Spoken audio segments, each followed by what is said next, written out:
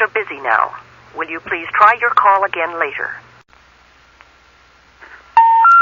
We're sorry. You have reached a number that has been disconnected or is no longer in service. If you feel you have reached this recording in error, please check the number and try your call again.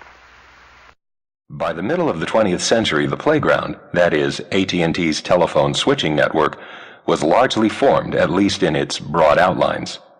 Millions of telephone subscribers used it to switch their calls across the country, and even overseas, every day. Not one of them noticed that the telephone system was anything more than a utility, a dull, drab, predictable, and predictably expensive service for getting calls from point A to point B. What the playground needed was someone to start playing with it.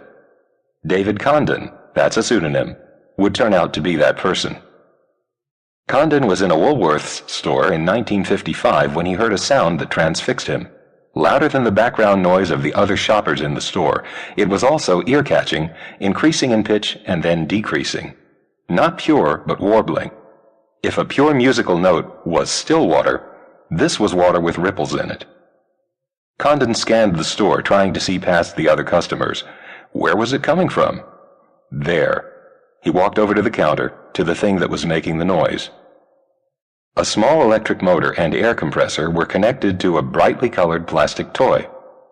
It was a plastic flute about 10 inches long, with a small plastic bird in a small plastic birdcage on it. A plastic cat on the whistle gazed longingly at the bird. As part of the Woolworth's display, the motor ran the slide of the whistle back and forth while the air blew, producing the rising and falling pitch he had heard. A small metal clip inside the whistle added the warbling quality to the sound. Davy Crockett Cat and Canary Bird Call Flute read the sign above it.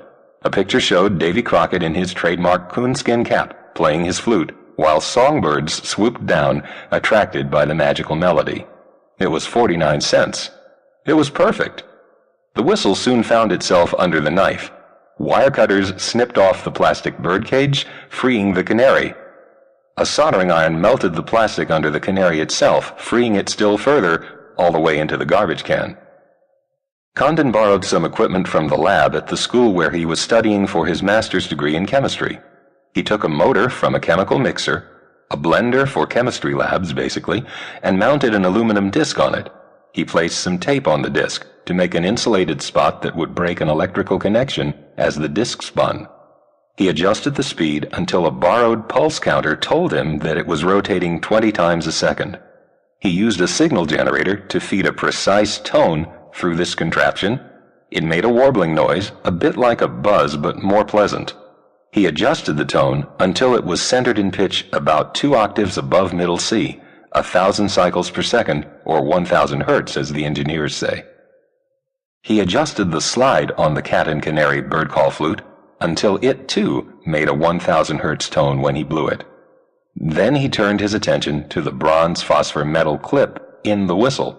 He drilled holes in it until, by ear, it matched the pulses coming from his mixer motor wheel counter setup, 20 pulses per second. It was going to work. He was sure of it.